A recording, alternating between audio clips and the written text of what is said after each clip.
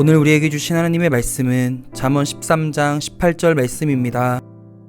훈계를 저버리는 자에게는 궁핍과 수욕이 이르거니와 경계를 받는 자는 존영을 받느니라. 오늘 이 말씀에 많은 은혜 받으시기 바랍니다. 오늘 새벽 우리가 생각할 질문 첫 번째는 우리가 그리스도인하고 우리를 부르는데요. 이 그리스도인에게 어떤 특징이 있는가 하는 질문입니다.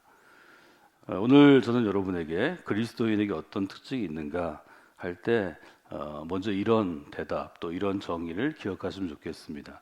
그리스도인에게는 다른 사람을 변화시키는 특징이 있습니다. 그러니까 우리가 진짜 그리스도인을 만나면 그 진짜 그리스도인과 함께 길을 걸어가면 함께 신앙생활을 하면 우리의 삶이 변화되는 놀라운 특징이 있습니다. 이 변화가 된다는 것은 능력이 임하는 것입니다. 능력은 힘이죠. 이 변화는 곧 힘이고 능력이라는 것을 한번 생각해 보시면 좋을 것 같습니다.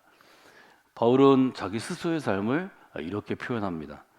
그러므로 내가 다름질하기를 향방 없는 것 같이 아니하고 싸우기를 허공을 치는 것 같이 아니하여 내가 내 몸을 쳐서 복종하게 함은 내가 남에게 전파한 후에 내가 도리어 버림이 될까 두려워함이니라.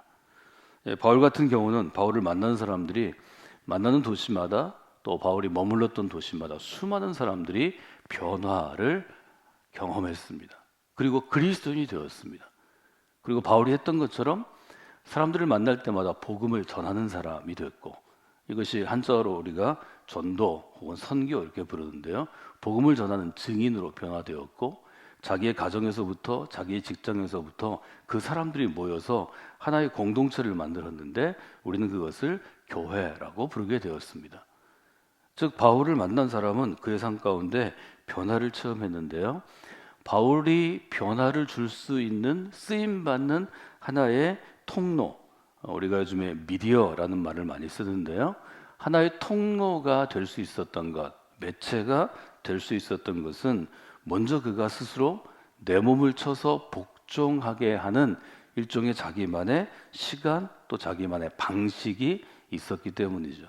내 몸을 쳐서 복종하게 한다.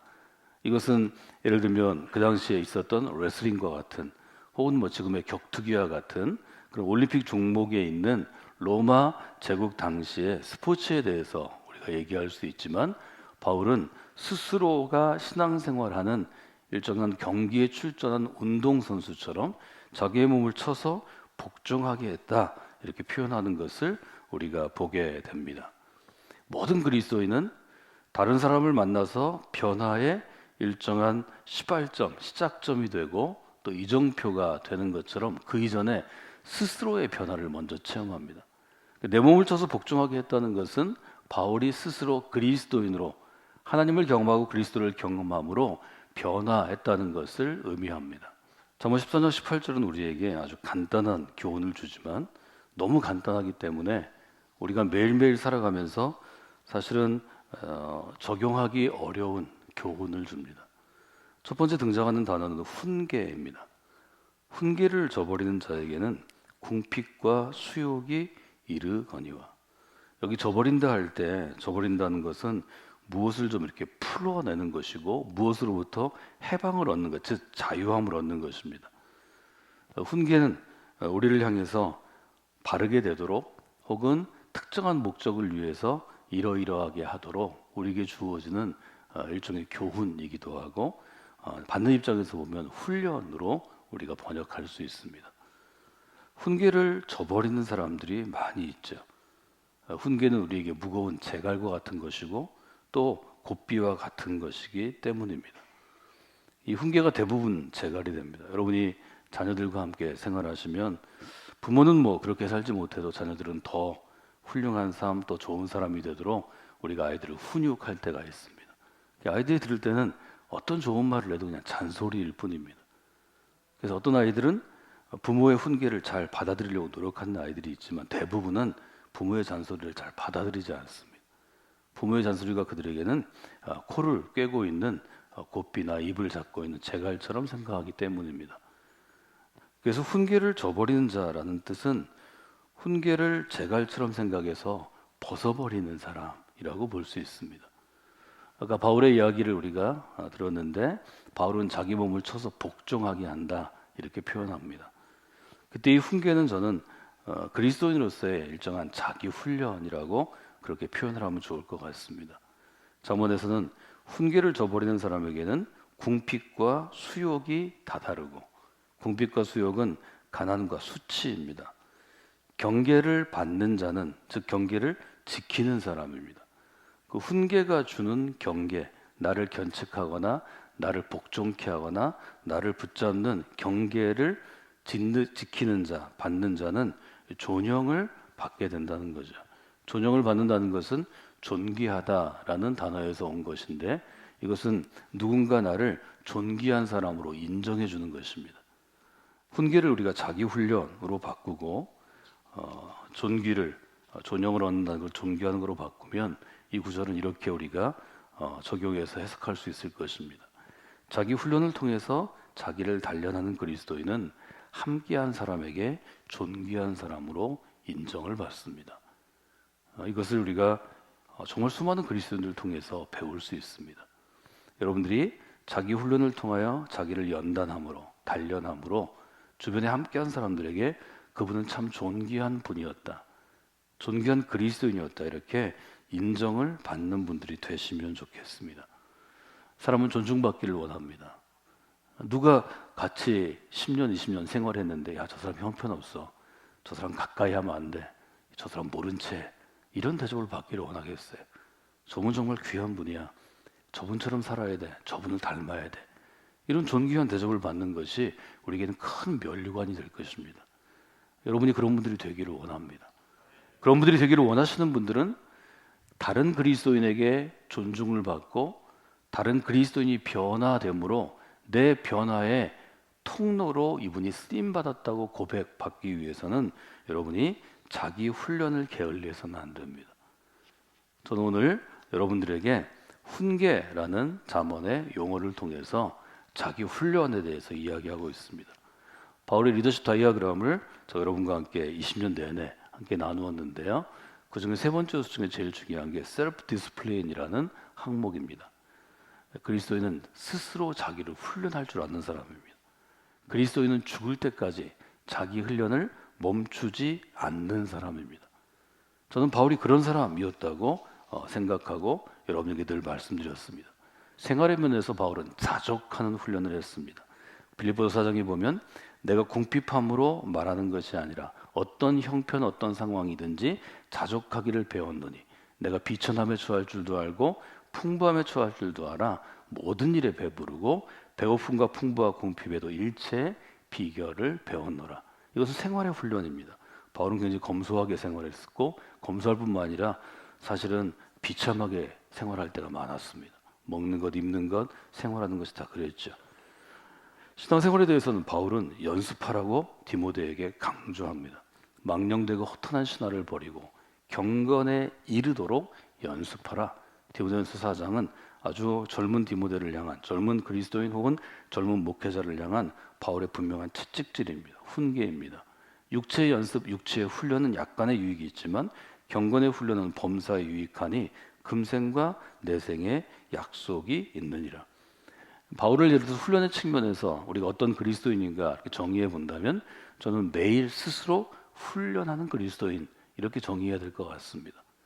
저는 이런 바울이 가장 멋있는 모습으로 어린 시절부터 다가왔습니다. 저는 신앙을 갖게 된 가장 큰 동기가 바울 때문입니다. 이런 사람이 있구나, 사람이 이렇게 살 수 있구나, 사람이 이렇게 그가 살고 있는 도시를 바꾸고 제국을 바꾸고 그리하여 오늘의 이르기까지 오늘의 나를 바꾸는, 미래를 바꾸는 사람이 될 수 있구나. 그리스도인은 미래를 변화시키는 사람이구나. 이 용어는 제가 어떤 학자의 말이거나 아니면 어떤 책을 통해 배운 게 아닙니다. 바울을 통해 하나님께서 평생토록 바울의 삶을 생각하고 그를 통해 그리스도에 가기를 원하는 한 그리스도인에게 하나님께서 주시는 일종의 용어라고 저는 생각합니다. 제가 여러분과 함께 성령께 믿음의 공동체를 다듬고 훈련해 가면서 우리에게 제일 중요한 신앙의 원칙으로 선훈련 후사역의 원칙을 말씀을 드렸습니다. 저는 이것이 그리스도인에게 가장 중요한 원칙이라고 생각합니다. 모든 사람은 일하기를 원합니다. 좀 빛나기를 원합니다. 근데 대부분이 준비가 안 돼 있고 능력이 안 돼 있습니다. 우리가 교회 공동체 안에서 일할 때, 그리스도인 일할 때 가장 중요한 것은 먼저 나를 훈련하고 사역 가운데 나아가는 것입니다.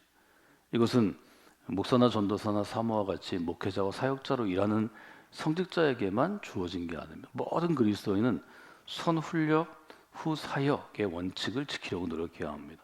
올 한 해 동안 성공교회 믿음의 공동체 안에서 이 선훈련 후 사역의 원칙을 여러분들이 지키는 분들이 되시기를 원합니다.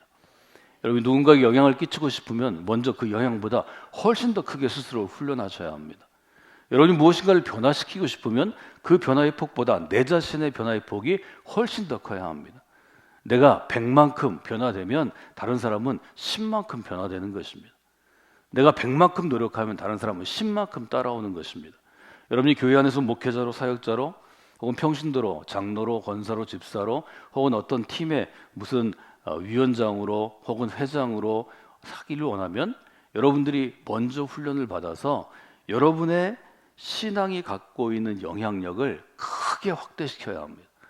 그 확대시킨 영향력보다 아주 조금 다른 사람들은 변화하는 것입니다. 심은 대로 거두기만 해도 성공입니다. 심은 대로 거두기가 쉽지 않습니다. 여러분이 씨앗을 100개를 심으면 그 중에 10개도 나지 않는 것입니다. 품종에 따라 다르겠지만 다 상태에 따라 다르겠지만 심은 대로 거둘 수 있는 게 아닙니다. 많이 심고 우리는 적게 거둘 뿐입니다. 거두게 하시는 이는 하나님이시라고 우리가 고백할 뿐입니다. 여러분이 이 부분을 분명히 보시고 선훈련 후 사역의 원칙을 기억하시면 좋겠습니다. 훈련은 힘들고 어려운 것입니다. 그러나 여러분들이 스스로를 훈련하는 그리스도인이 되기 위해서는 여러분의 생각들을 몇 가지 바꾸셔야 합니다. 저를 한번 따라서 하실까요? 영적인 훈련은 나의 소중한 친구입니다. 여러분들이 세상을 변화시키고 미래를 변화시키는데 내 인생이 조금이라도 쓰임 받으려면 훈련의 부분에서는 후퇴할 수 없습니다. 양보할 수 없습니다. 오늘도 여러분의 몸을 쳐서 복종케 하는 훈련 가운데 나아가야 합니다. 여러분 우리 교회도 사람들이 많이 모이는 교회입니다. 이 새벽에 기도하는 것 영적인 훈련입니다. 저 여러분 주변을 돌아보십시오. 우리 교회에서 빛나기를 원하는 사람, 우리 교회에서 말 많이 하는 사람, 우리 교회에서 굉장히 뭘 하는 것처럼 하는 사람 이 자리에 다 있을까요? 그렇지 않습니다. 서서평처럼 조용하지만 평온하지만 매일매일 변화를 가져오려고 노력하는 사람들이 보이지 않는 곳에서 기도합니다. 저 영적으로 훈련하자 그러면 많은 사람들이 다 거절합니다. 일해야 하고 장가 가야 하고 애 대학 보내야 하고 뭐해 여워야 되고 손주 손녀 봐야 하고 그리고 이제 죽는 겁니다. 이것은 저희 때만 그런 게 아니고 주님의 때도 그랬고 바울의 때도 그랬고 교회 역사 내내 그랬습니다. 여러분 영적인 훈련을 소중한 친구로 생각하셔야 합니다. 그렇게 고백하십시오. 영적 훈련은 나의 가장 소중한 친구입니다. 훈련이 친구가 될 때 여러분의 삶이 먼저 변화되고 변화된 여러분의 삶을 바라보면서 다른 사람의 삶도 변화의 길로 들어서는 것입니다. 교회 안에서 어떤 사람이 유능한 사람일까요? 한국교회가 병들어가기 시작한 것은 한국 사회에서 유능한 사람, 성공한 사람이 교회에서도 유능하고 성공하게 인정을 받았기 때문일 것입니다. 좋은 직업을 갖고 많은 소유를 가지고 많은 인기를 가지고 교회에 들어오면 똑같이 VIP로 대접을 받는 문화 때문일 것입니다. 이것은 한국교회만 그런 게 아닙니다. 미국 교회도 마찬가지고 유럽 교회도 마찬가지고 지금 성장하는 아시아나 아프리카 교회도 똑같습니다. 이것은 인간 생활이기 때문입니다. 여러분이 하나님에게 인정받는 그리스도인으로 살아가려면 훈련이 여러분의 가장 큰 특징이 되어야 합니다. 요즘은 20세기 후반부터 이것을 경쟁력이라고 부릅니다. 저는 4C라는 C로 시작되는 단어로 바울의 내면의 특징, 내면의 장점들을 얘기했는데요. 그때 말씀드린 컴피턴스라는 단어가 이 단어입니다. 컴피턴스는 무슨 일을 할 때 잘 준비되고 훈련돼서 유능함을 말합니다. 예를 들어서 우리가 뭐 교회를 칠 때 이때는 건축이나 디자인에 아주 컴피턴스가 있는 분들이 일해야 합니다. 찬양할 때 음악적인 재능이 컴피턴스가 돼야 합니다. 저처럼 목회를 할 때 가르치는 티칭의 재능이 또 말하거나 글을 쓰는 재능이 무엇을 이해하는 논리적인 훈련이 컴피턴스가 될 것입니다. 영적 훈련이 우리의 경쟁력입니다. 여러분이 그리스도로서 다른 사람에게 영향력을 끼치고 그를 변화시키려면 여러분 스스로 먼저 영적 훈련에 깊이 들어가서 훈련을 통해서 변화하고 성숙해야 합니다. 저는 계속해서 미래를 변화시키는 사람은 변화와 성숙에 관심을 갖는 사람이 미래를 변화시킬 수 있다고 말씀을 드렸습니다. 그리고 여러분이 제일 먼저 행하는 일, 교회 안에서 신앙생활을 할 때 행하는 일이 훈련이 되어야 합니다. 선훈련, 후사역의 이 원칙들을 여러분 마음 가운데 두시면 좋겠습니다. 여러분 유능한 그리스도인이 되기를 원하시면 훈련 받으시고 스스로 훈련하십시오. 여러분 평생을 그리스도로 살아가면서 정말 외롭지 않고 그리스도인으로서의 매일매일을 좀 자족하고 복된 그러한 존재감을 느끼려면 스스로 훈련하셔야 합니다. 스스로 훈련한 사람은 대부분 지치지 않고 되게 좌절을 잘 이겨내고 어려움도 잘 버텨냅니다. 훈련을 여러분의 매일매일의 친구, 소중한 친구로 삼으시는 게 중요합니다. 오늘은 여러분과 함께 선훈련 후사역에 우리 교회를 이끄는 신앙의 원칙 중에 한 기둥, 첫 번째 기둥에 대해서 함께 나누었습니다. 2023년이 우리 교회 가운데 우리 모든 우리 가족들 가운데 선훈련 후사역의 원칙을 마음에 새기고 스스로를 훈련해 나아가는 귀한 한 해가 되기를 원합니다.